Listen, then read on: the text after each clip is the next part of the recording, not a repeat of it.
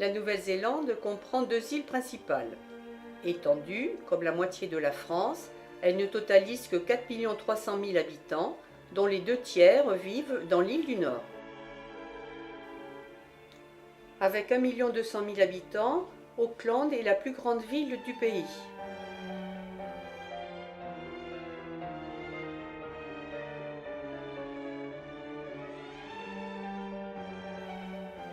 Dans la baie, ces petites collines servaient aux Maoris à établir des sites fortifiés.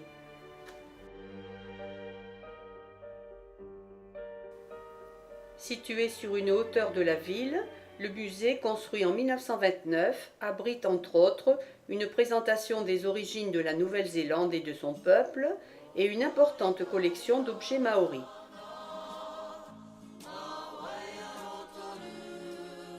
Les ancêtres polynésiens des Maoris, arrivés vers 1300, sont les premiers habitants de la Nouvelle-Zélande.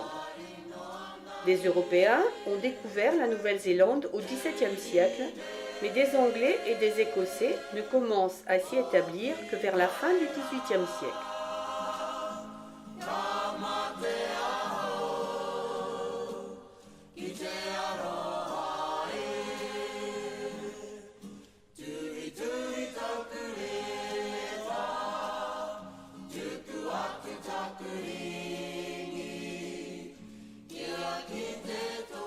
En 1840, le traité très controversé de Waitangi, signé entre le gouvernement britannique et les chefs maoris, proclame la souveraineté du Royaume-Uni. En contrepartie, les Maoris ont le droit de posséder leurs propres terres.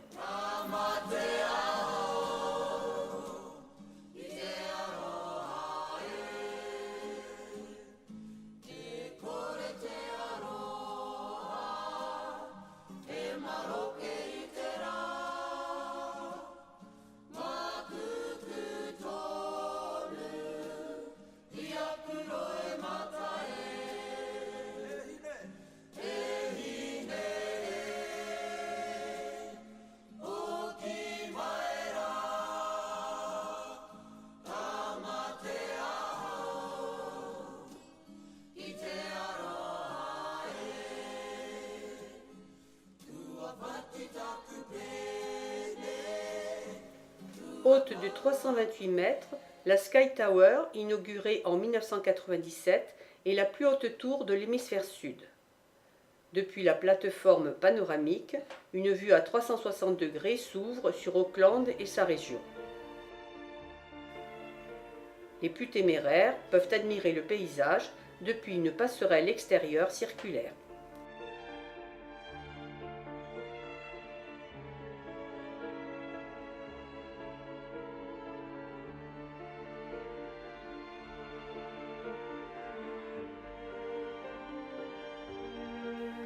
Impensable de venir à Auckland sans avoir vu l'Eden Park, le stade mythique des All Blacks.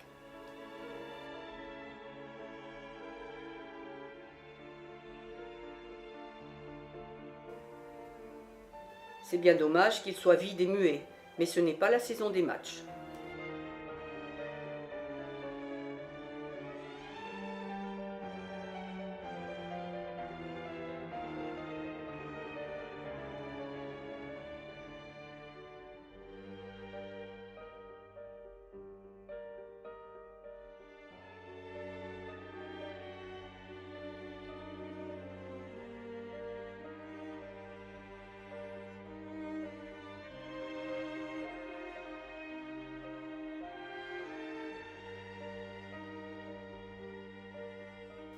Les sites les plus importants du centre-ville sont regroupés près du front de mer. Le front de mer est un lieu animé où il fait bon vivre et se distraire. Le viaduc Basin a été créé pour la Coupe de l'America en l'an 2000.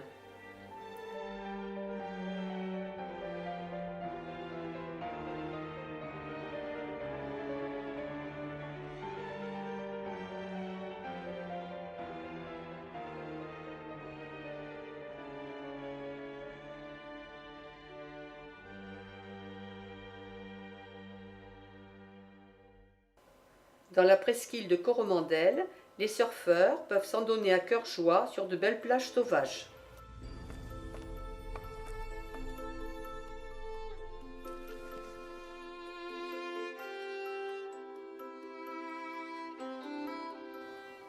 À Hot Water Beach, à marée basse, dans une zone sablonneuse au milieu de la plage, les habitués viennent creuser un trou avec une pelle.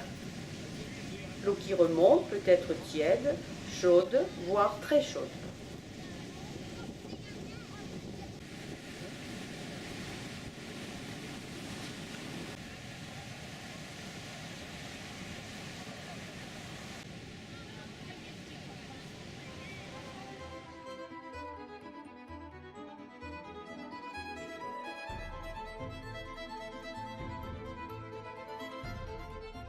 La forêt de Kaori, abattue entre 1870 et 1970, a en grande partie disparu. Les rares arbres survivants sont très protégés.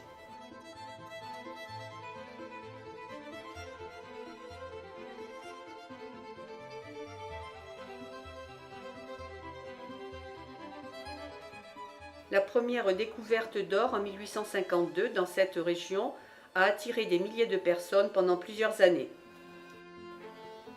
En 1912, la Martha Mine était l'une des plus grandes mines d'or du monde. Réouverte de 1988 à 2007, elle est désormais définitivement fermée. L'activité volcanique caractérise le centre de l'île du Nord. C'est à Rotorua qu'elle se manifeste avec le plus de force.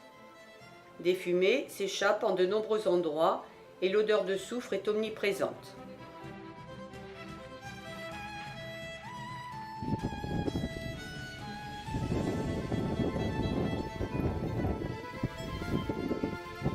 Ce somptueux bâtiment de thermes, ouvert en 1908, restauré, accueille désormais un musée. Mais un séisme a ébranlé ses fondations et il a dû être abandonné pour des raisons de sécurité.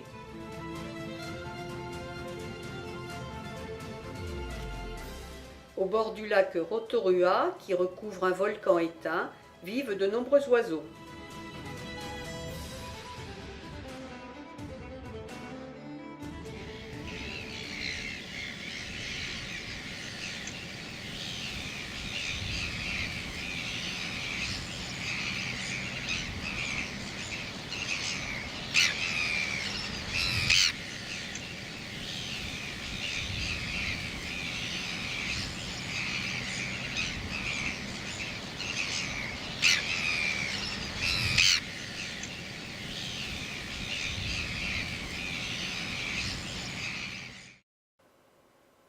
Dans ce village thermal, une cinquantaine de Maoris vivent en plein terrain volcanique actif.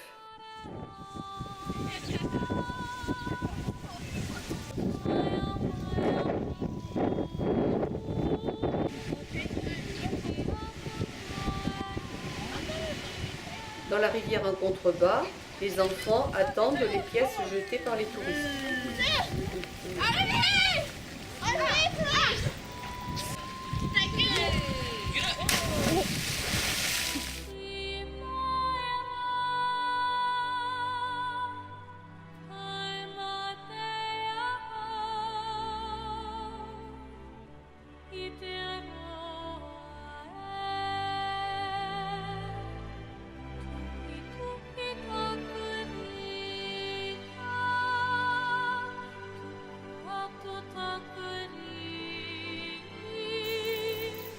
Séisme et volcanisme obligent parfois à évacuer une habitation.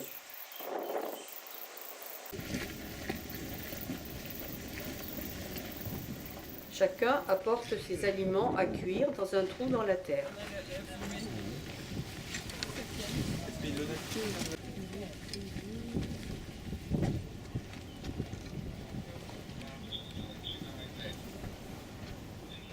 On cuit du maïs dans les sources chaudes.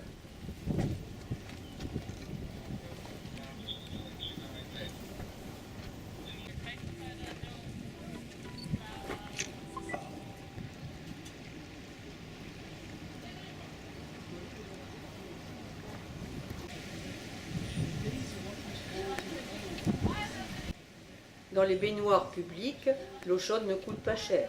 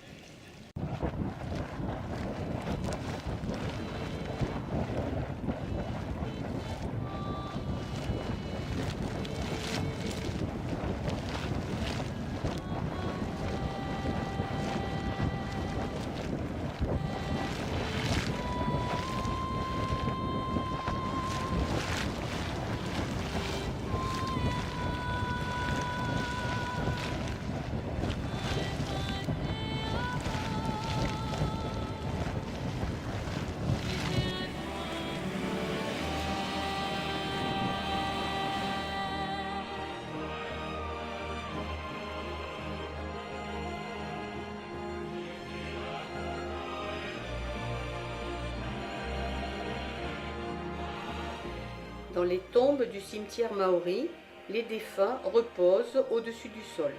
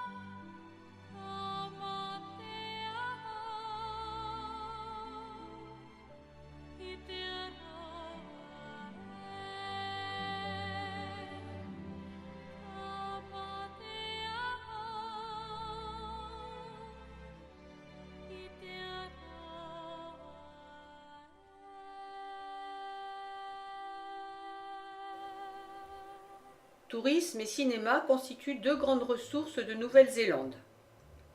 Certains lieux ont servi de cadre au tournage des films Le Seigneur des Anneaux et Le Hobbit.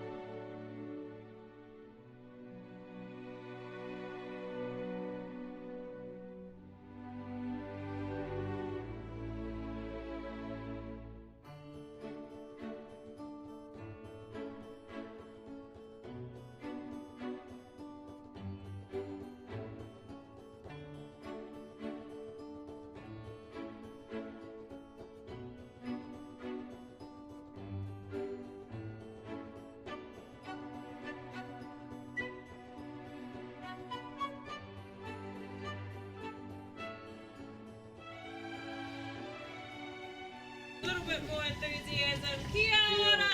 Kia ora! Welcome to Meetai Māori. Ce soir, au village Mitai, nous assistons à un spectacle maori.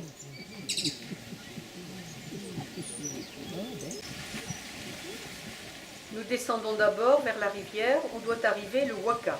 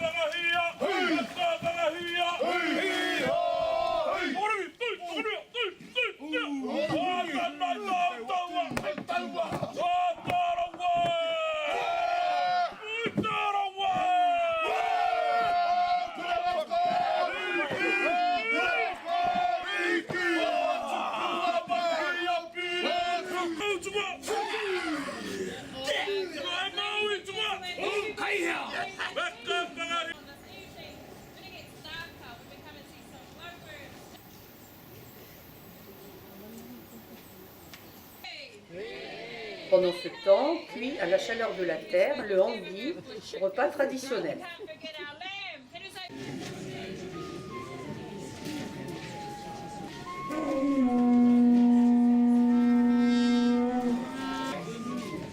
Nous assistons aux préparatifs, musique, danse, chant, exercices de combat vont bientôt animer la soirée.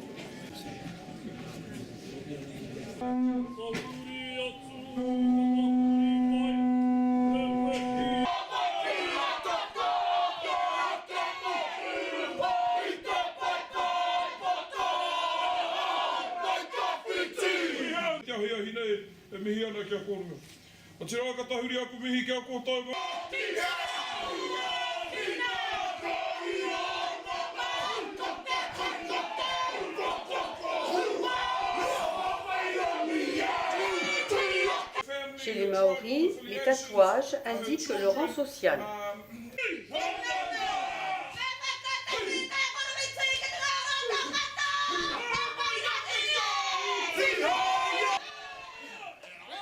Chants et danses jouent un rôle important dans la vie des Maoris.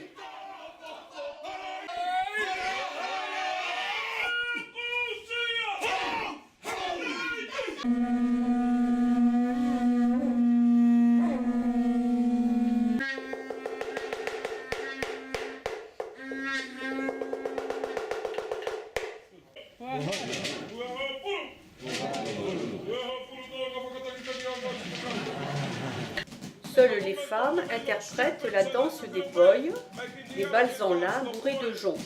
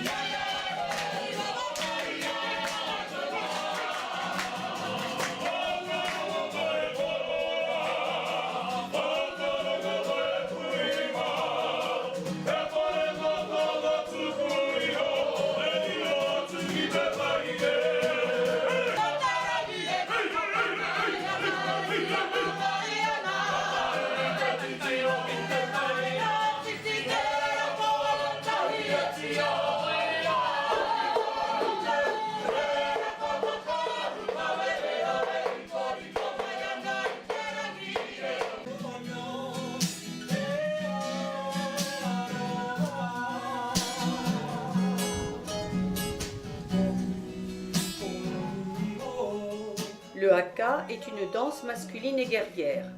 La langue tirée, les yeux exorbités sont des signes de défi.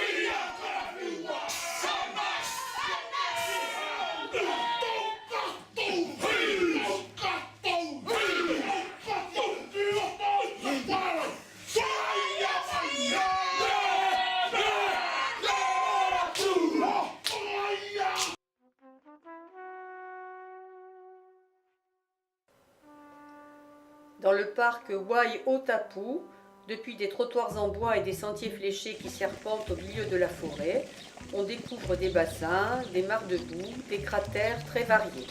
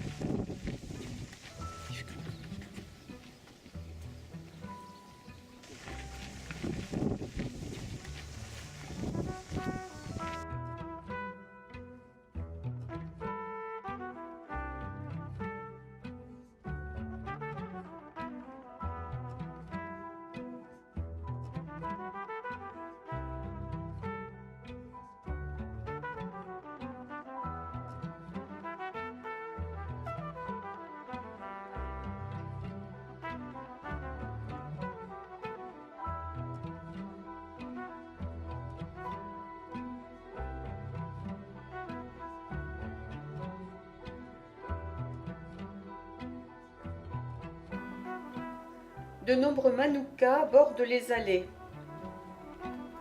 On en obtient un miel très prisé aux vertus pharmaceutiques.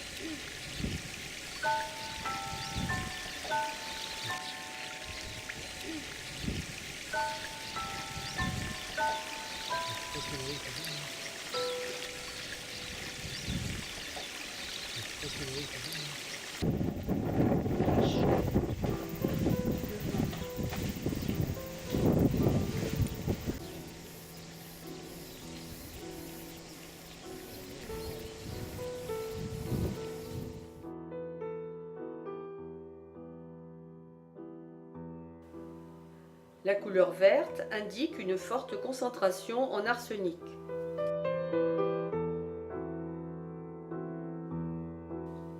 Chaque jour à 10h15, une éruption du geyser est déclenchée à l'aide de savon. Now, some of you may also be thinking, well, hey, she can play anything up to 21 meters high.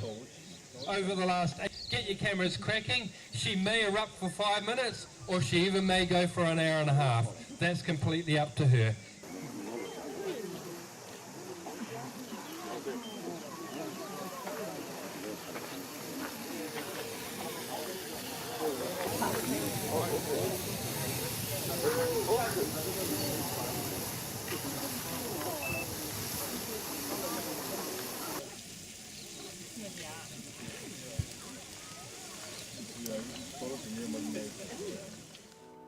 Non loin de là s'étendent les impressionnantes installations de la centrale géothermique de Wairakei.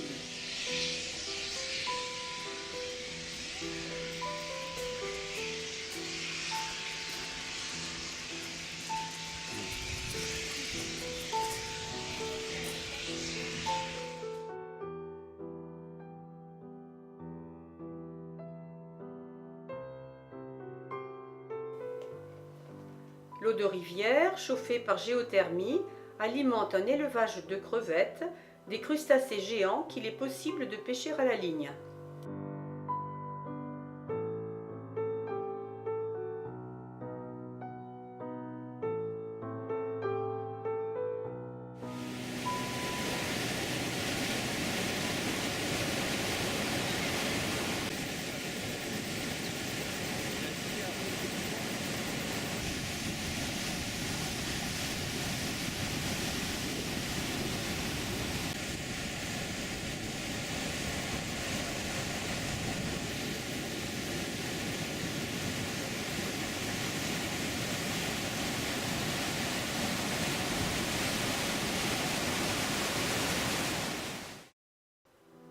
Un peu plus au sud, le lac Taupo, long de 40 km, est le plus grand plan d'eau de Nouvelle-Zélande.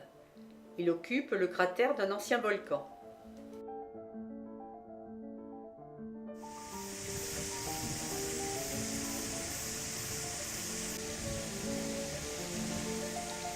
sud du lac, que dominent 3 hauts volcans actifs, commence le parc Tongariro, site classé par l'UNESCO. Ce parc abrite une flore exceptionnelle.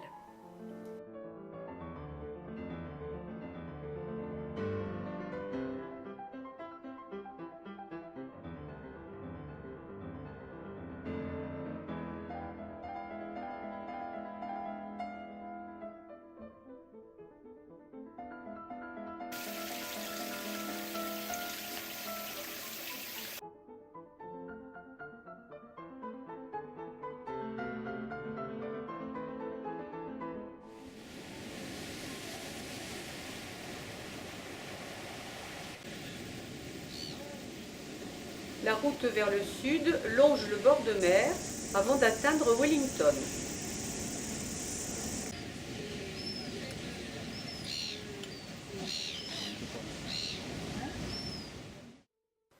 Ville de 385 000 habitants, elle est la capitale de la Nouvelle-Zélande depuis 1865.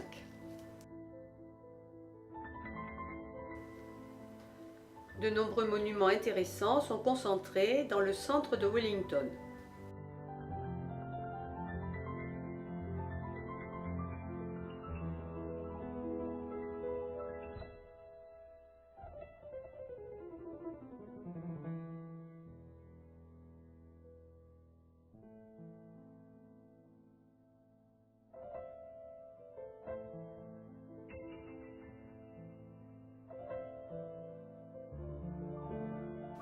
Entouré de beaux jardins, c'est l'arrière de l'ancien Parlement et le nouveau Parlement.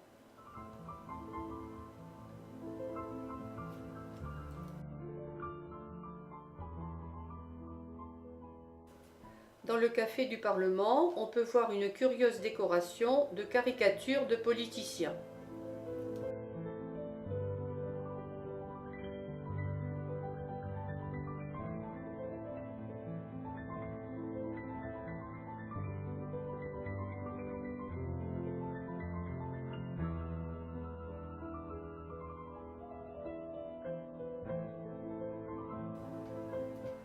La cathédrale Saint-Paul a été achevée en 1998.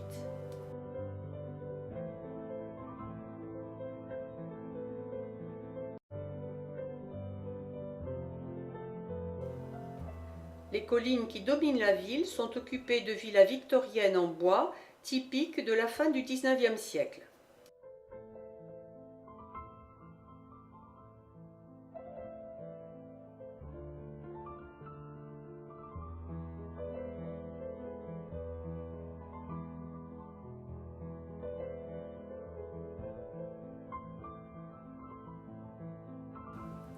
Depuis un point culminant, on peut profiter d'une vue étendue sur Wellington, la ville, le port et la baie.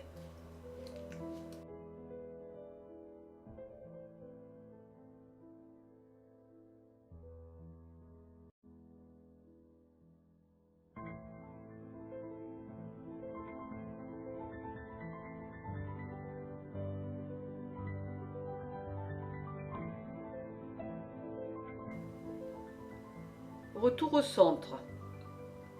Dans le très riche musée Te Papa d'architecture contemporaine, la culture maori est largement représentée.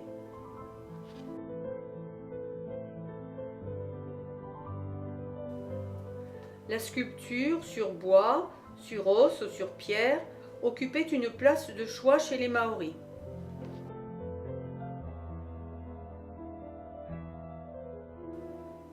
Les armes traditionnelles, comme cette massue courte, étaient en pierre ou en os.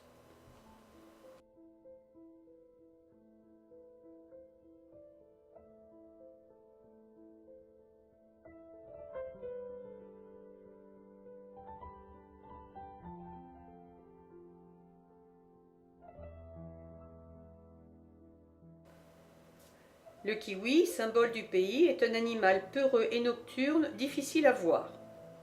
Sur 5 millions à l'arrivée de l'homme en Nouvelle-Zélande, ne reste plus que 70 000 kiwis aujourd'hui.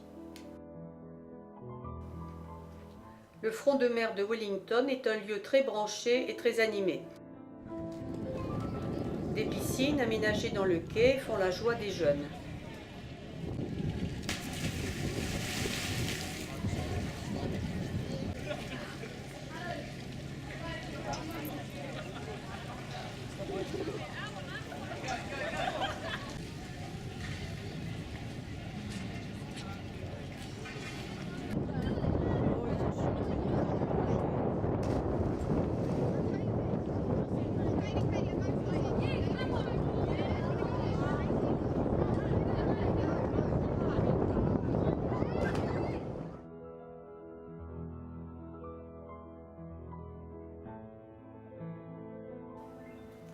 Les toilettes peuvent être une œuvre d'art.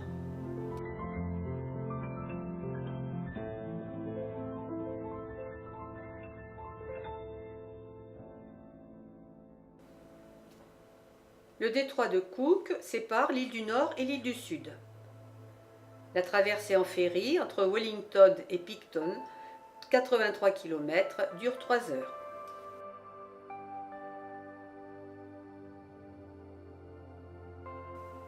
Le temps est clair, le ferry traverse des paysages aux couleurs éclatantes.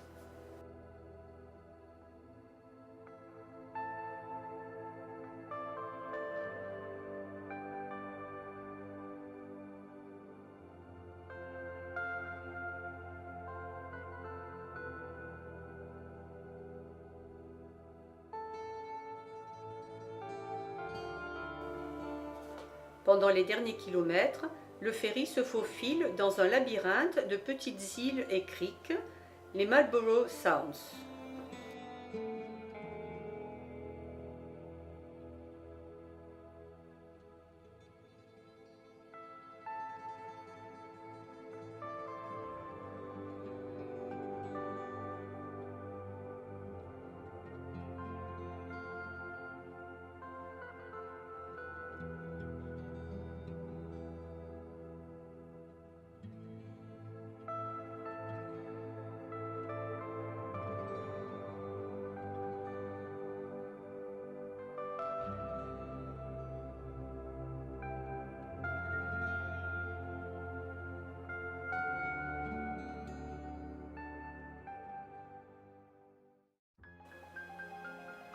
On met pied à terre à Picton, un petit port pittoresque entre océan et collines.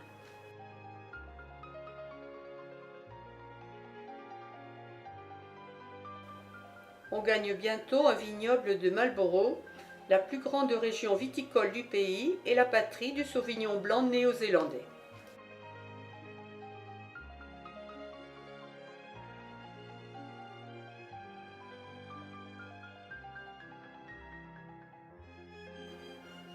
On y apprend que certains crus se vendent en canettes.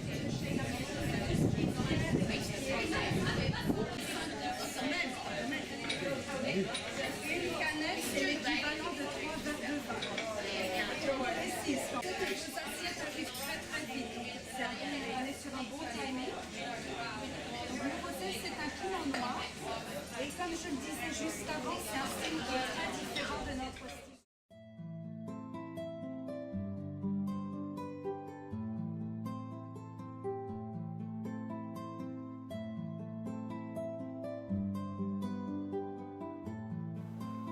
Kaikoura signifie repas de langouste. Sur la côte, de part et d'autre du village, vivent de nombreux oiseaux et otaries.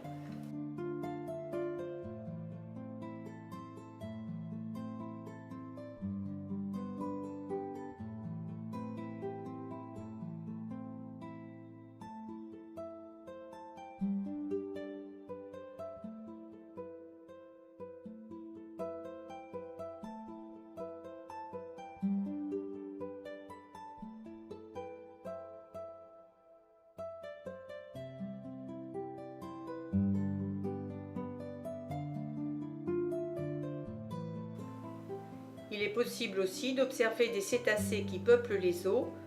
Un groupe de cachalots séjourne à l'année dans ce secteur.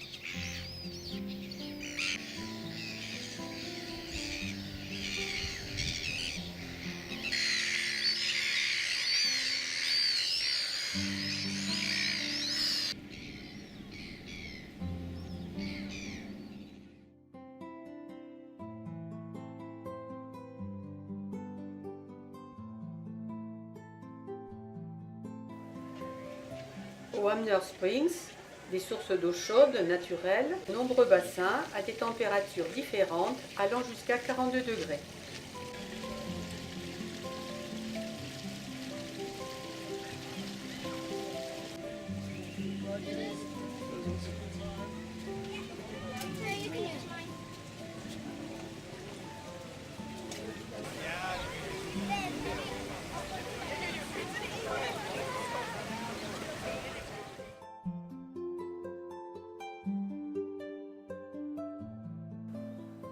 Christchurch, la plus grande ville du Sud, la plus anglaise de Nouvelle-Zélande aussi, a été très endommagée lors de séismes en 2010 puis en 2011.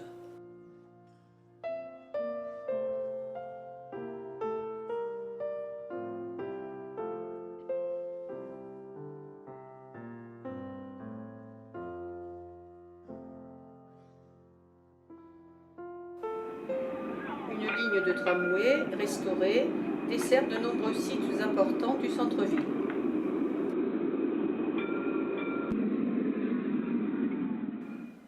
Les splendides jardins botaniques constituent un cadre de promenade particulièrement paisible. On découvre tour à tour des parterres soignés de fleurs, des fontaines, des serres, une roseraie, des pièces d'eau et des arbres centenaires.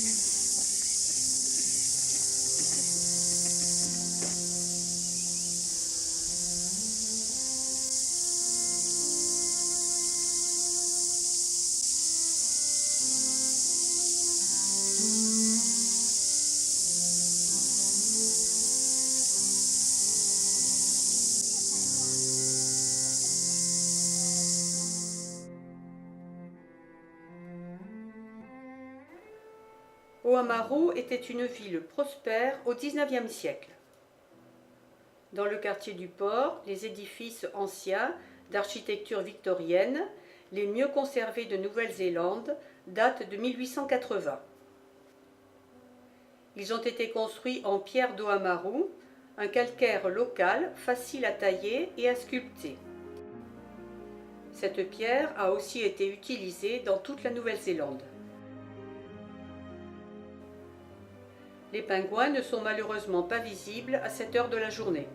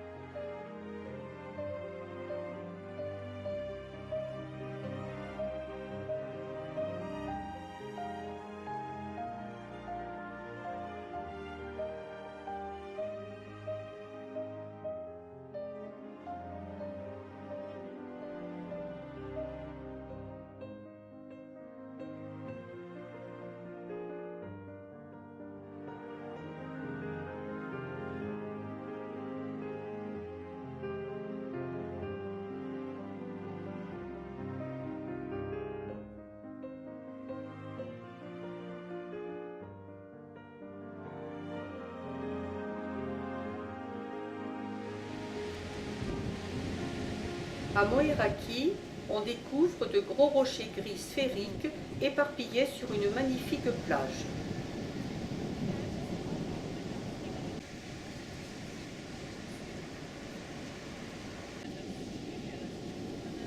Il s'agirait de concrétions apparues dans le sol argileux qui s'est formé il y a 50 millions d'années.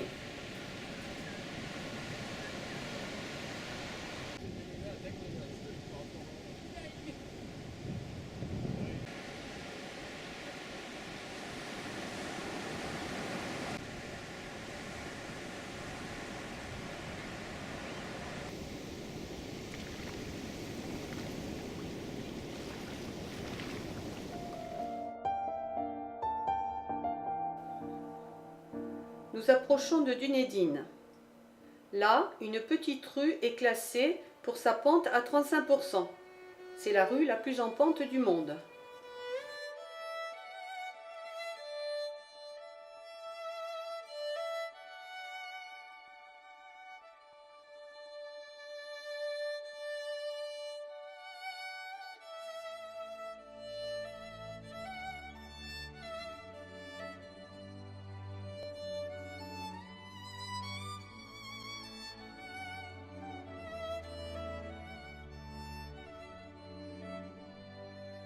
L'Octagone, la place centrale de Dunedin, est entourée de beaux édifices.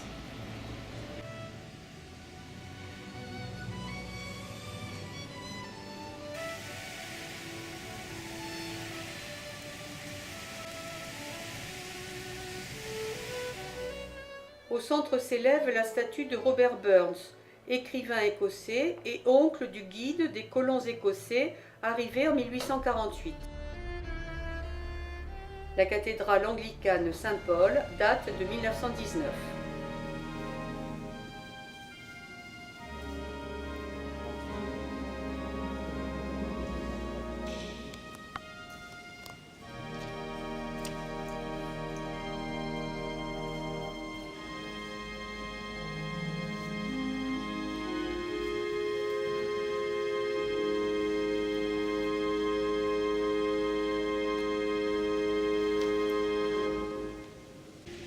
Le bel hôtel de ville, en pierre d'Oamaru, date de 1880, époque où la ville profitait de la fortune rapportée par la ruée vers l'or. Juste à côté du palais de justice de 1902 se trouve l'ancienne prison.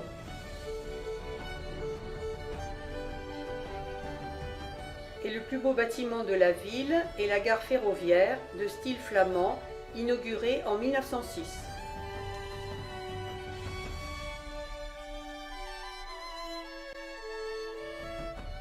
Avec ses céramiques, ses vitraux, ses mosaïques, l'intérieur est particulièrement luxueux. When the storms of winter come, starless nights will come again. When the waning sun is gone, we will walk in bitter lands. Nous longeons à présent la baie de Dunedin pour gagner la péninsule de l'Otago.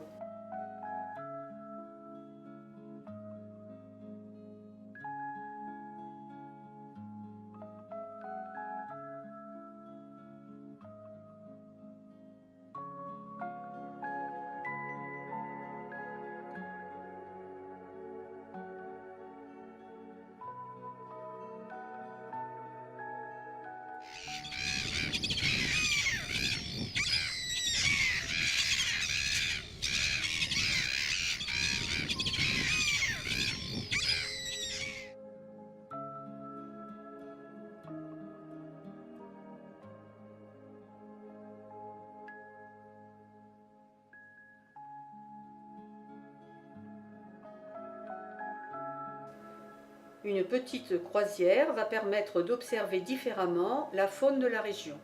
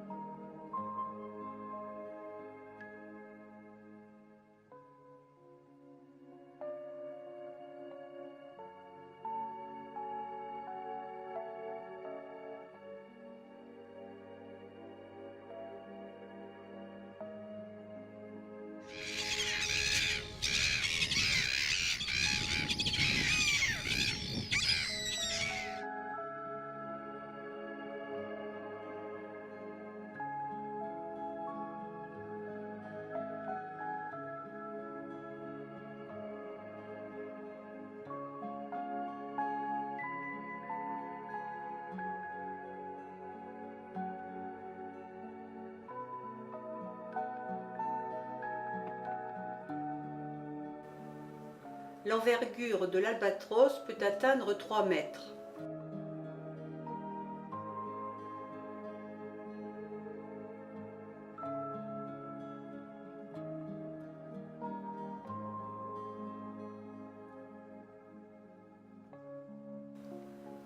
Le cap de Taiaroa abrite la seule colonie continentale d'albatros royaux de la planète. Ils sont très protégés.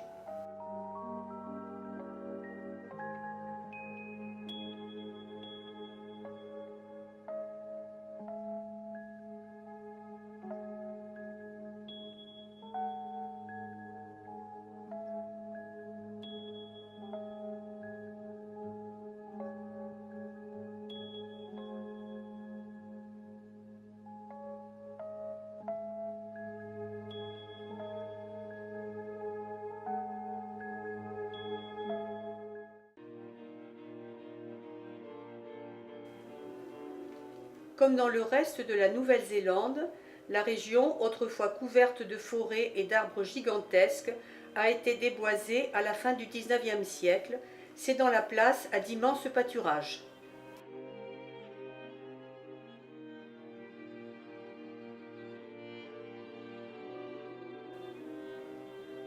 Vaches, moutons et cervidés y sont élevés à une grande échelle.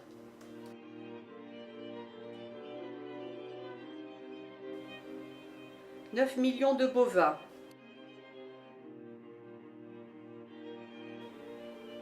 40 millions de moutons,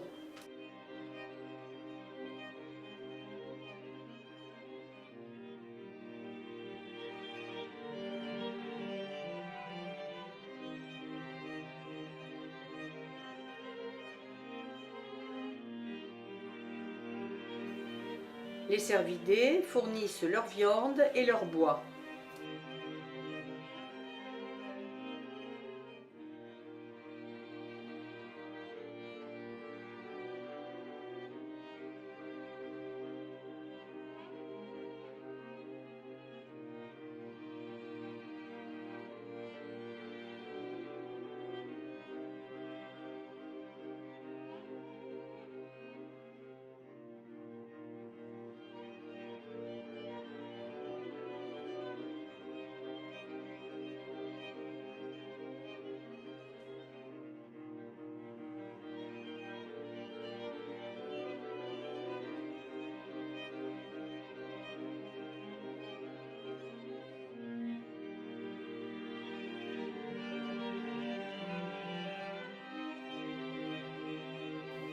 Te Anau se trouve sur les bords du lac du même nom. La bourgade de 1800 habitants, située au cœur du parc de Fiordland, vit essentiellement du tourisme.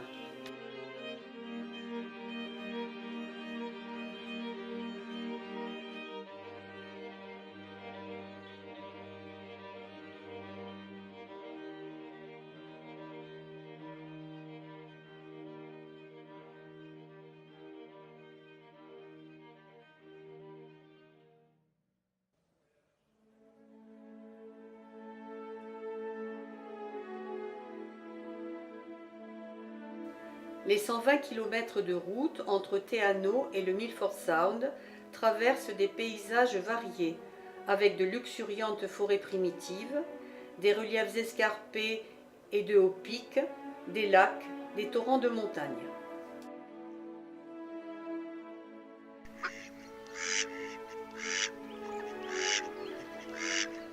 L'arc-en-ciel laisse penser que la pluie est proche. Le parc est l'un des endroits les plus arrosés du monde.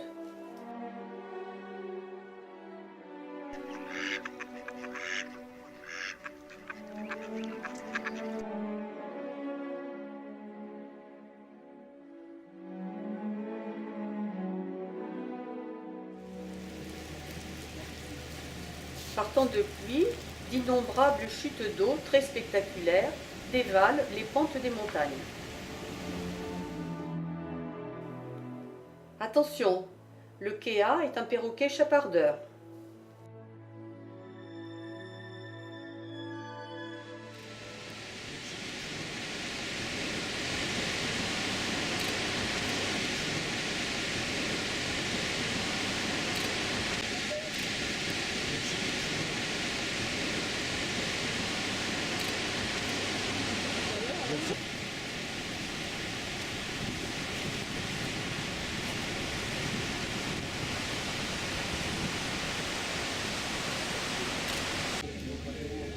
Une excursion en bateau permet d'apprécier la grandeur du Milford Sound.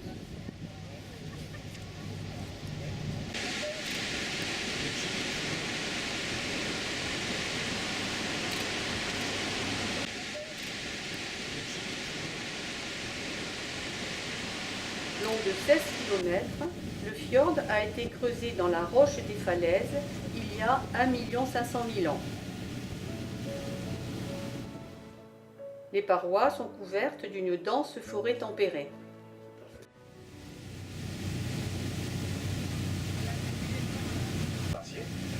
Le dernier âge glaciaire date d'il y a 20 000 ans.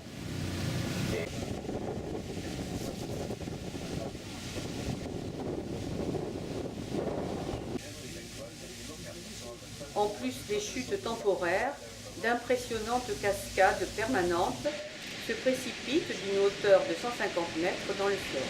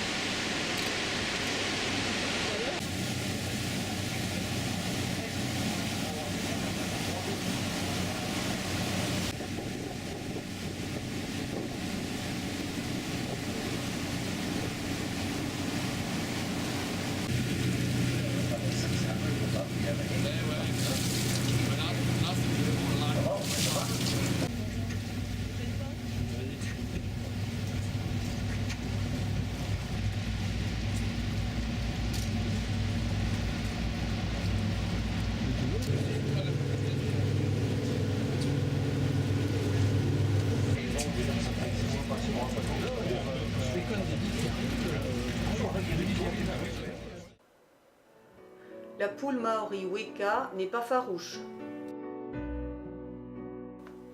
Retour vers Te Anau avant de prendre la direction de Queenstown.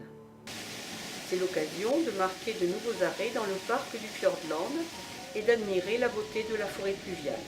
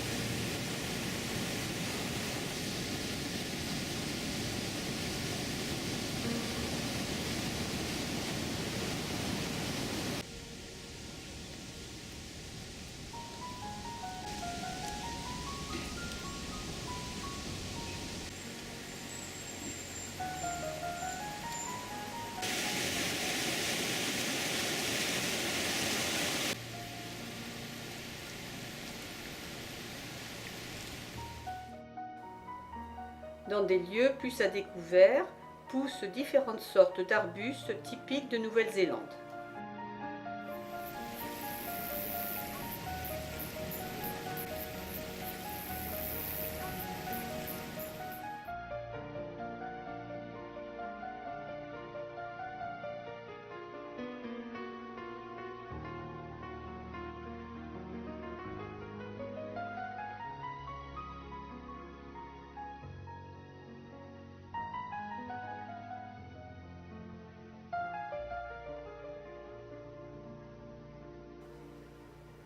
Au bord des lacs vivent de nombreux oiseaux.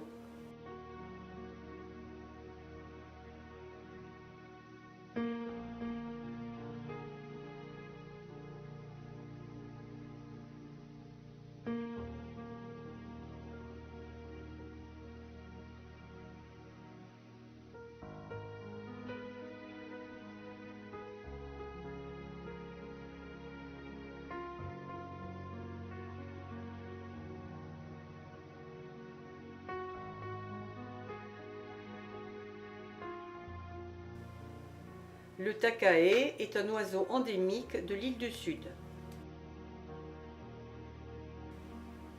Ces autres petits arbustes endémiques, des podocas, poussent sur un lit de mousse.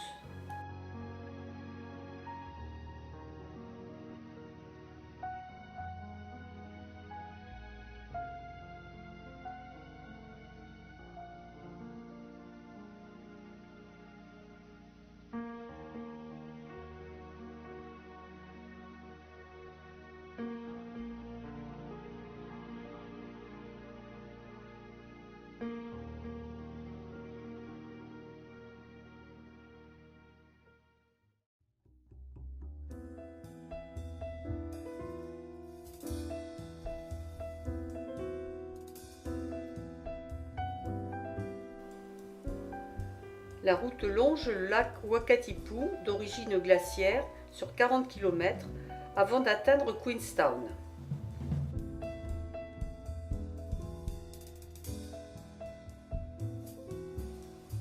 La ville, née lors de la ruée vers l'or des années 1860, est devenue aujourd'hui une capitale de sports d'aventure. Les descentes de rapides, par exemple.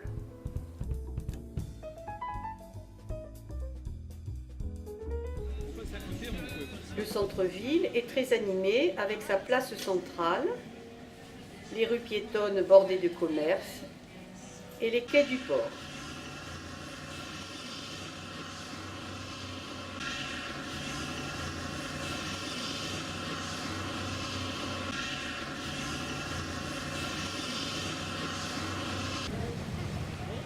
Cet ancien bateau à vapeur, mis en service en 1912, fonctionne encore au charbon.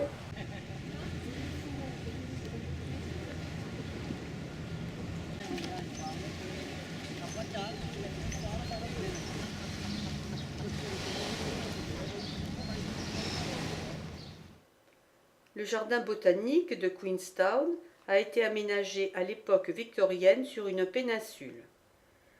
Avec ses grands arbres, ses pelouses et ses parterres, il offre un moment de calme et de détente et de belles échappées sur la ville.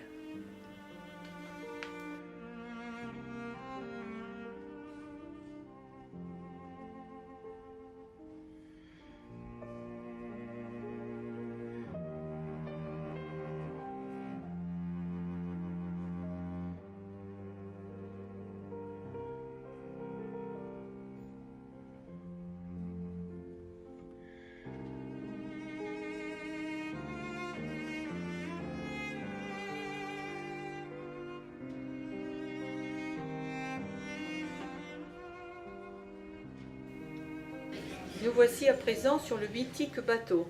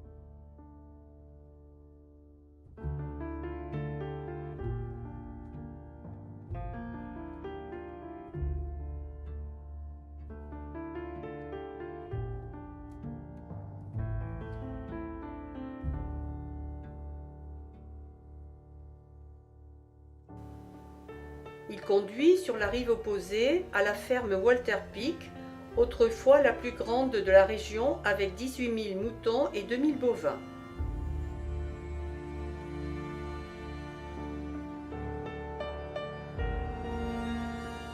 De nombreux oiseaux sont visibles sur la grève.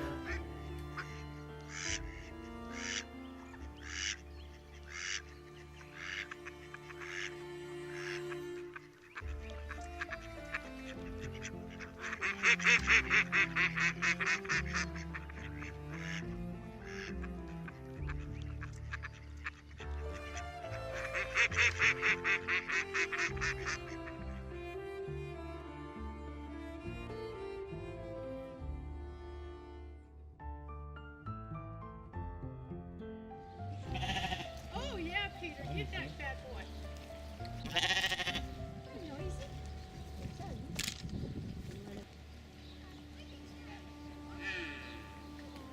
Désormais, on peut y dîner et assister à une démonstration de tonte de mouton et de dressage de chiens de berger. On top runs the cutter blade, so that's just smoothly cutting the wool on top there. So you don't find too many stations still using the blades today. They're fairly old-fashioned now. You can imagine it does require a lot. Spin around there. Okay, so here's our lovely parent now, our little lamb. Oh, we do have a...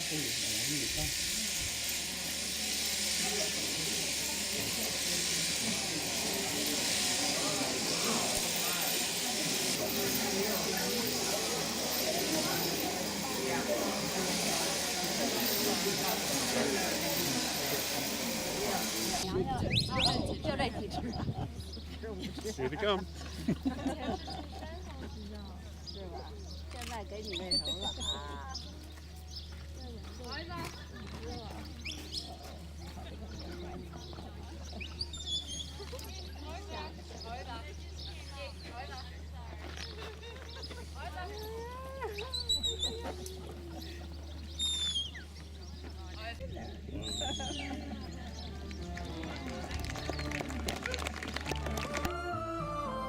！Nous partons pour une longue étape qui va nous conduire à Fox Glacier.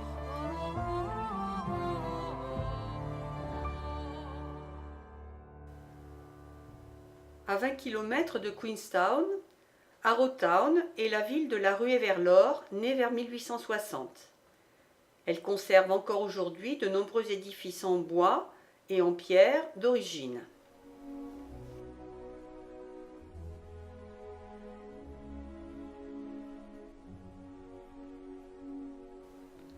À partir de 1865, des Chinois ont remplacé dans les mines les Européens partis sur la côte ouest. Les petites constructions en pierre, restaurées, témoignent de leur vie précaire.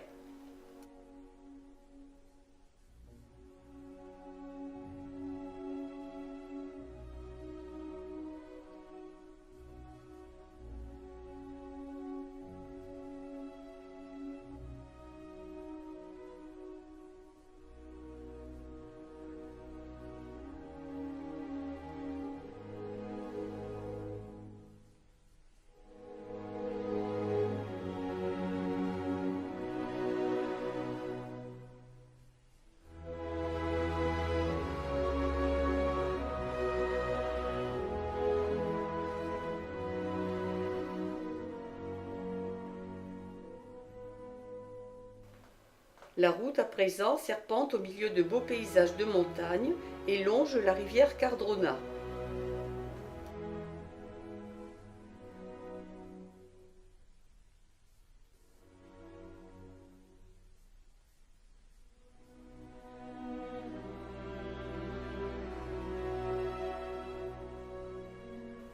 Le typique hôtel Cardrona date de 1863.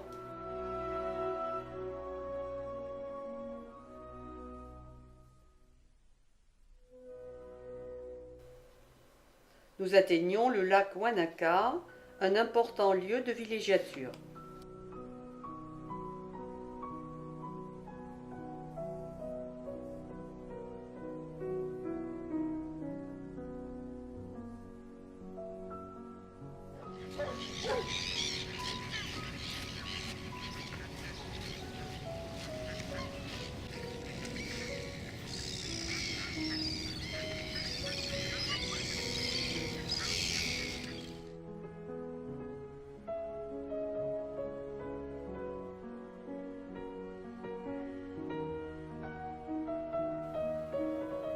Le lac Awea est superbe avec ses eaux bleues.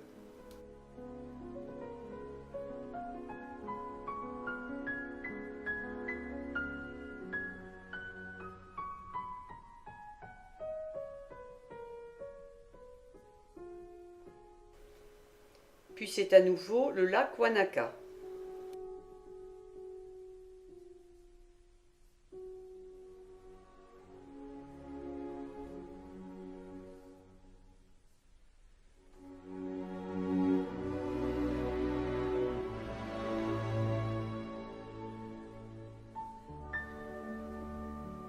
Un pont franchit des rapides.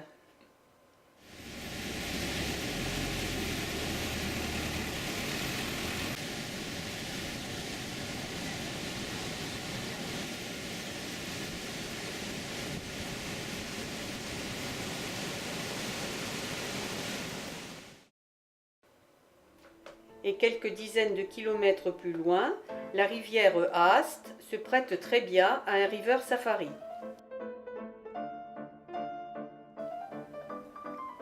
C'est l'occasion de découvrir la flore des rives et les chutes d'eau.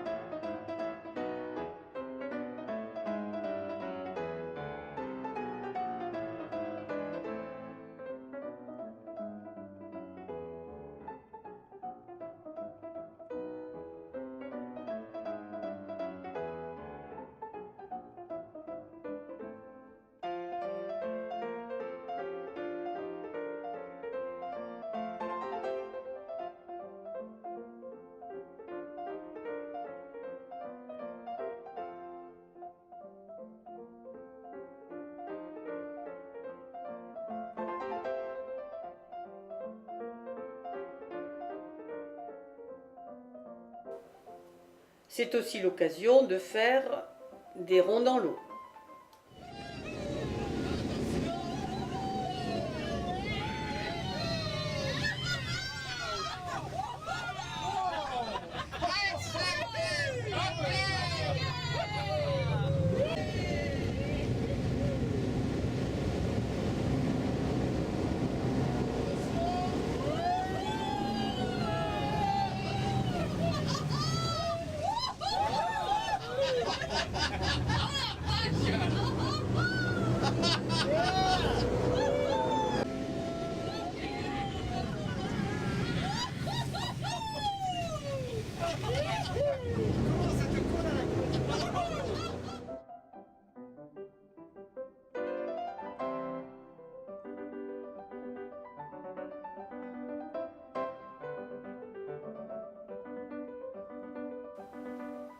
Nous venons d'atteindre la mer de Tasman.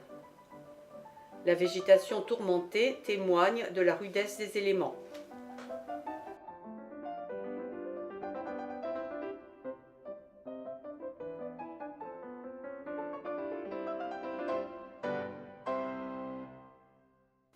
Au sein d'un parc des Alpes du Sud où les sommets dépassent souvent 3500 mètres et où cohabitent glace, forêt et océan, se trouvent deux grands glaciers, le Fox glacier, le Franz Josef glacier. 40 minutes de marche sur un sentier permettent d'atteindre le front du Fox glacier.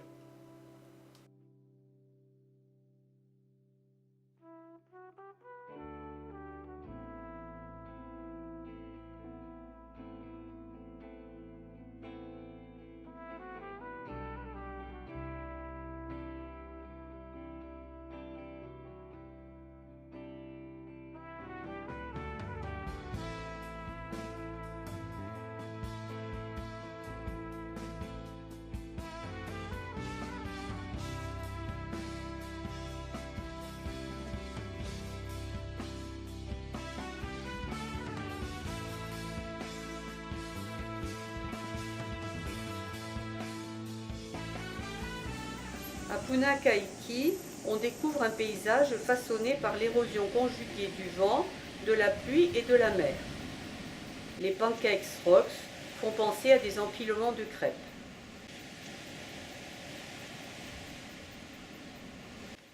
En haut des falaises s'étend un beau parc avec une végétation luxuriante.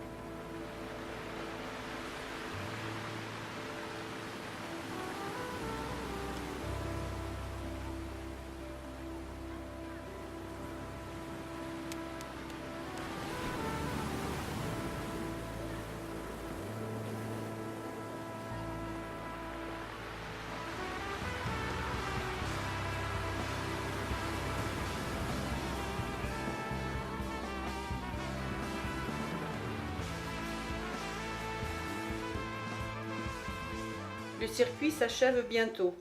Il faut regagner Christchurch, la dernière étape. Le Transalpine relie la mer de Tasman et l'océan Pacifique en passant par les Alpes du Sud.